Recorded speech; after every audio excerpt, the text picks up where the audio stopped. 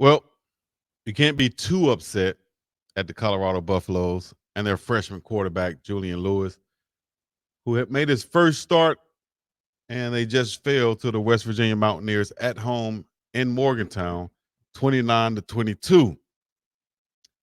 But when I come on this and I say you can't be too upset, it's because if you're a Colorado Buffalo fan, if you're a Colorado Buffalo coach, player, staff member, anyone of that nature, you can't be too upset after what you witnessed the last couple of weeks in comparison to what you witnessed tonight.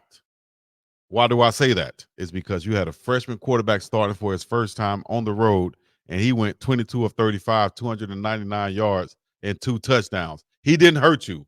He didn't kill you. He didn't cause the loss of this ball game. He took care of the ball, no turnovers, gave you 2 touchdowns and 299 yards, like I said.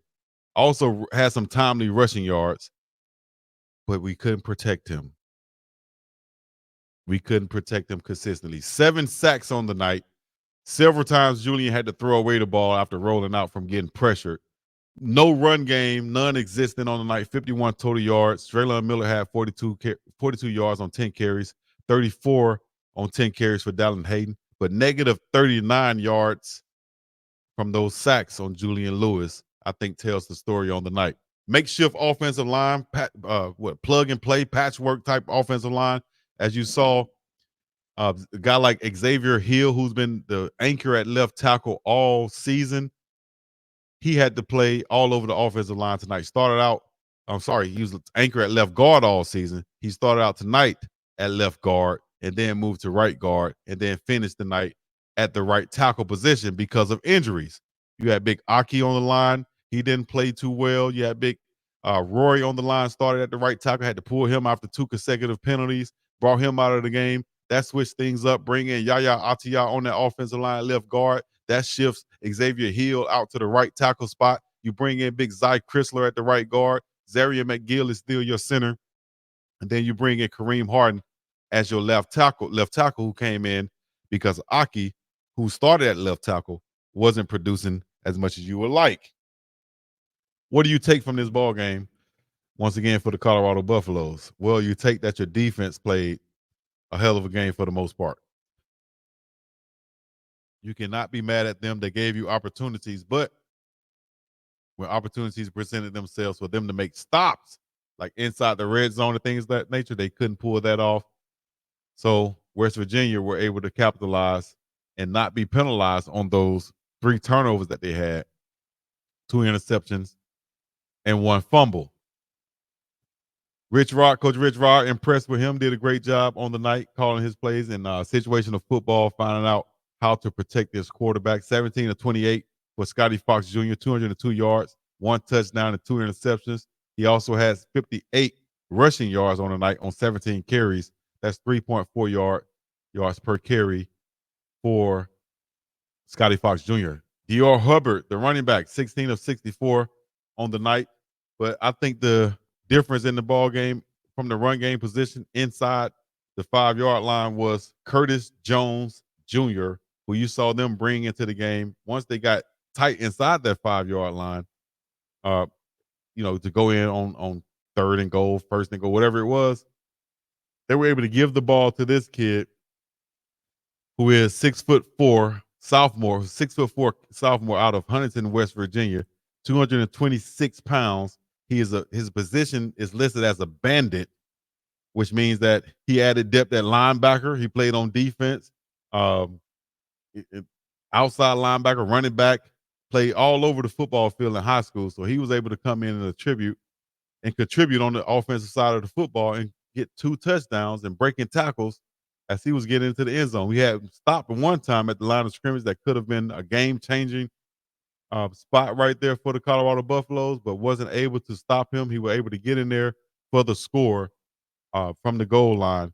If we could have stopped them there, that would have changed the possession, gave us the ball back on like the 3 or 4 yard line, where the Buffs could have then found a way to put together a drive going down the field, or at least just taking those points off the board.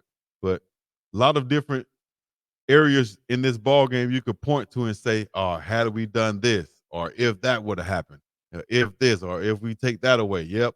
Like the old saying goes,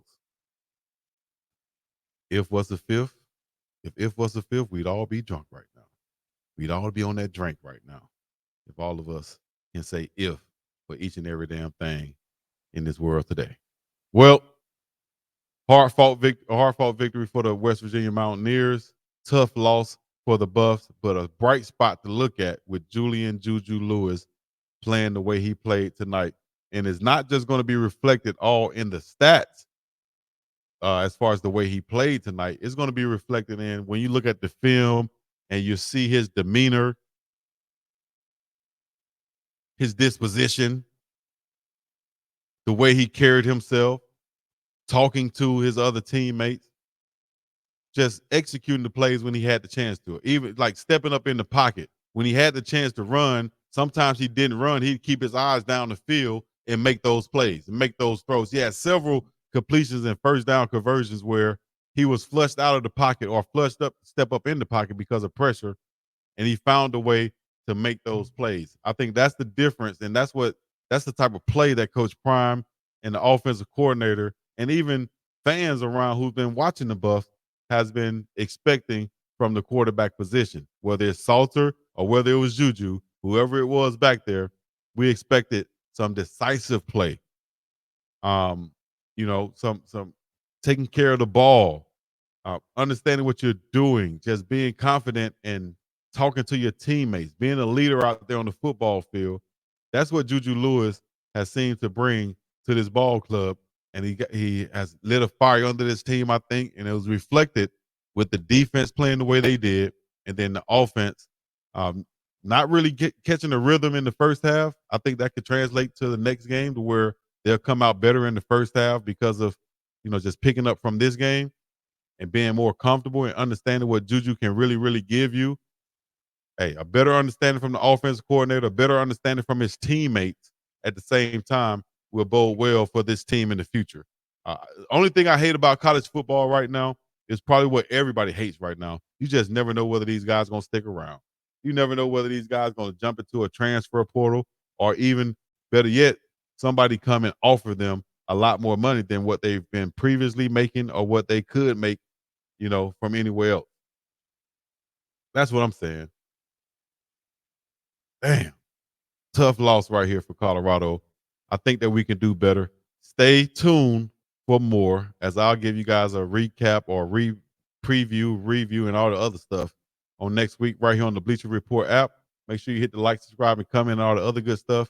I just want to say once again, Colorado Buffaloes fall to the West Virginia Mountaineers in Morgantown. West Virginia scored 9 points in the first quarter, 10 in the second quarter, 3 in the third, 7 in the fourth. Colorado scored 9 points in the second quarter after scoring none in the first, 7 in the third, and 6 in the fourth. My takeaways once again: situational football. Situational football. Key point at the end of the ball game, that final drive when we decided to finally kick the field goal because we're down 2 scores, 10 points, and we needed to kick a field goal and get a touchdown. Where we decided to go ahead and kick a field goal once we got into field goal range, but we had to use a timeout to get the field goal unit on the field and to make that decision. I think that hurt us to where we didn't have that extra timeout to call at the end of the game that could have gave us an extra possession to get a chance to tie the ball game up. But that's neither here nor there. The team will go back, the staff will go back and look at that on film, find out what we can do better. And it's all about getting better, not staying the same. It's all about getting better. And that's what Coach Prime and his staff can do. Continue to get better. You're going to get better players, but continue to get better week by week. And we showed improvement this week. You can't be mad at that. All right. Hit the like, subscribe, and comment, all the other good stuff. Biggest Dog Chico said to see in the place to be. I just did a whole live play-by-play on this game and I watched it. So I'm going to get some time to really digest it. And I'm going to come back with a recap on Tuesday. All right. Thank you guys for coming out. Have a great day. God bless you. Good night. Download the Bleacher Report app right now. All right. Peace in the Middle East. Yeah.